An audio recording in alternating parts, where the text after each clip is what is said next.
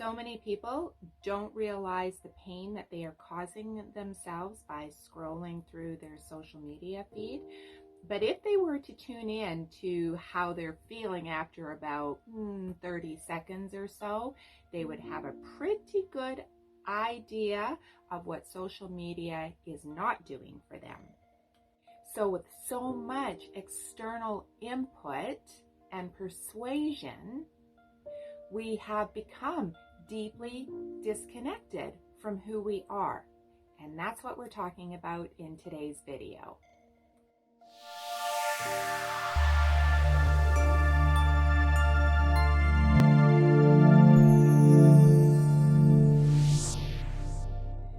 Social media has really upped the ante in terms of skewing our perceptions of who we are and our worthiness.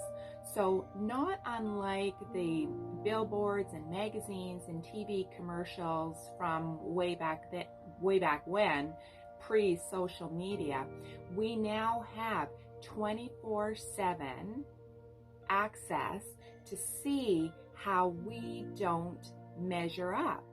So let's take a look at how social media keeps us disconnected from who we truly are.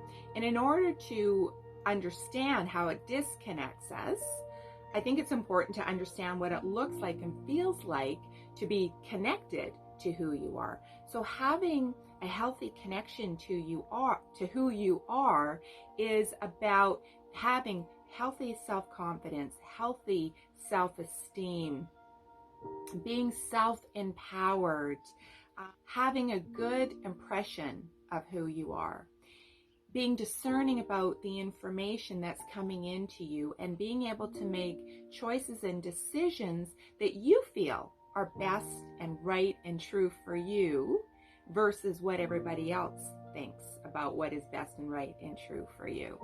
It's also about believing in yourself and trusting yourself and being able to listen to your intuition and trust your inner guidance. It's about caring for your well-being. It's caring about what you think about yourself. It is caring more about what you think of yourself versus what everybody else thinks about you. And it's about taking care of your physical, mental, emotional, and spiritual well-being. So with all of this in mind, let's look at how social media causes that separation. Distraction, noise, and distraction. We have become so incredibly distracted. And social media is really helping with this. So what is the first thing that you do when you open your eyes in the morning? I know a lot of people, the first thing they do is they reach for their phone and they start scrolling their social media to see what they missed in the 8 or so hours that they've been asleep. And guess what? We haven't missed out on anything. And if we did miss out on anything significant, we are sure to hear about it at some point in our day. And before we know it, 30 minutes or so of scrolling has gone by, and we've consumed information, and we've looked at ads, and we've looked at TikTok videos of people doing all kinds of fun and crazy things.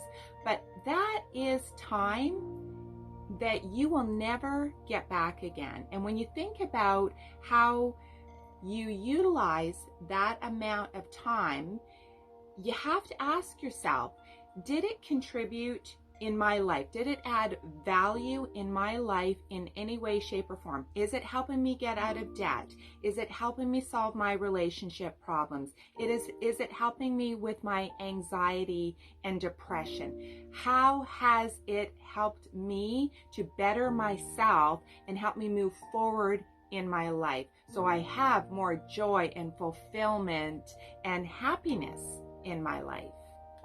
So another way that social media keeps us disconnected from who we are, and why I believe we are using social media incorrectly is because if you are struggling with your self-worth and your value and your confidence, it won't take you long to start comparing yourself to all of the beauty that lives online.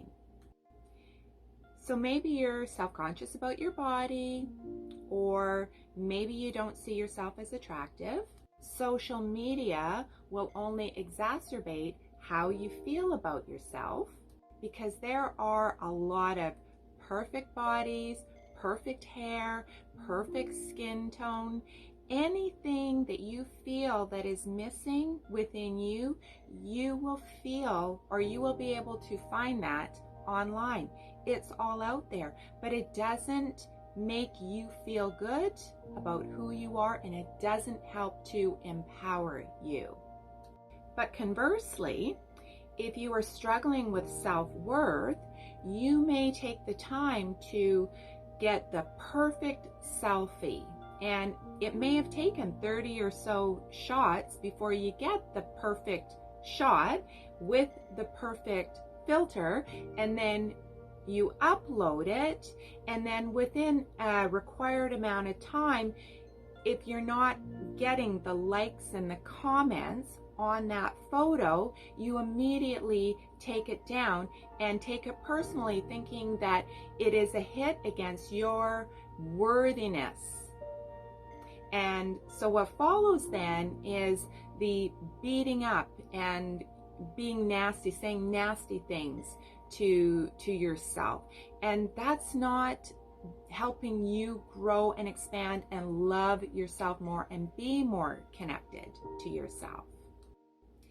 So let's look at another way that social media keeps us disconnected from who we are.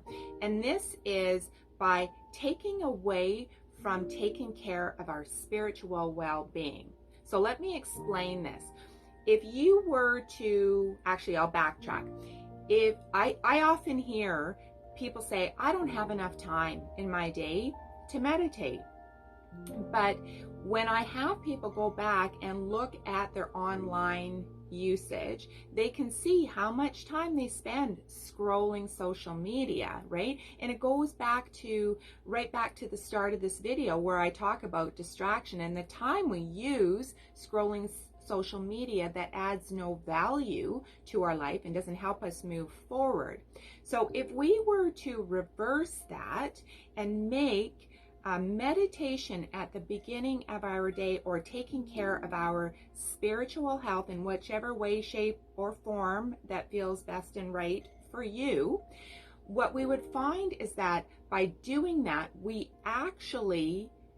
actually helps with our emotional, our mental, and even our physical well-being. And the reason for that is when we take time to get grounded and centered and fuel our morning with positivity and things that make us feel good and peaceful within. Our peace does not come externally, certainly not on social media. It comes from within. So when we take the time every day to start our morning in some type of a spiritual well-being practice, it is actually going to have a ripple effect out in our life. So here is my take on how we can use social media to empower and inspire us.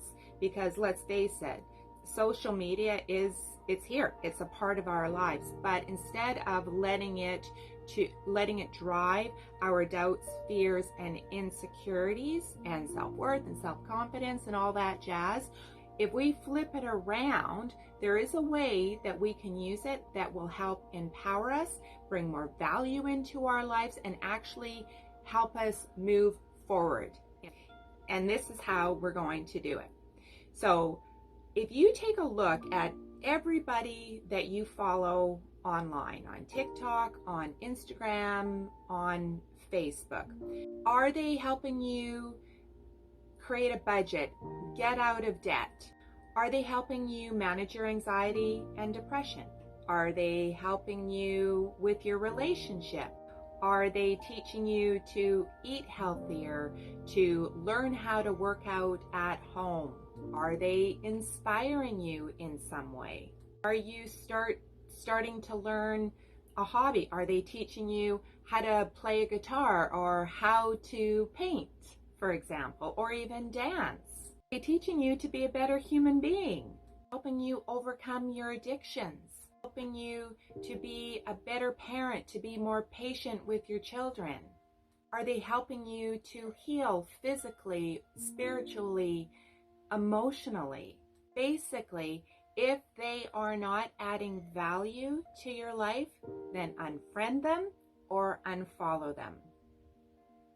That might be a really scary thing, because I'm not saying don't unfollow family and friends, because sometimes family and friends, they don't necessarily inspire us. But when Facebook first started, was a way to connect people who weren't easily accessible by sharing pictures and things that were going on in their life, but we actually had a true connection with them, on the phone, or would see them in person. And over the course of time, we've added a lot of new friends. But let's face it, the 400 people or so that you have on your Facebook friends list, ask yourself, are they really friends? Are you getting something? Are you connecting with them? Connecting from the heart space, not just for the sake of having 400 friends. Who needs 400 friends to scroll through a feed that you have no connection with?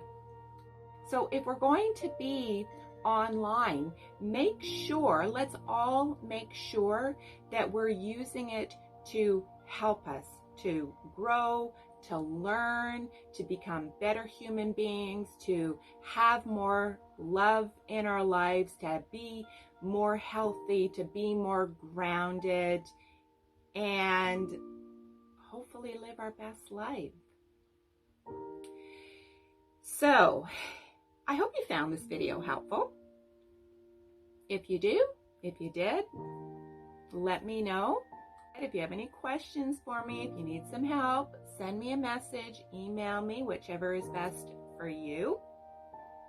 And if you want to get started on a meditation practice, I have created, it's a short 18-minute meditation.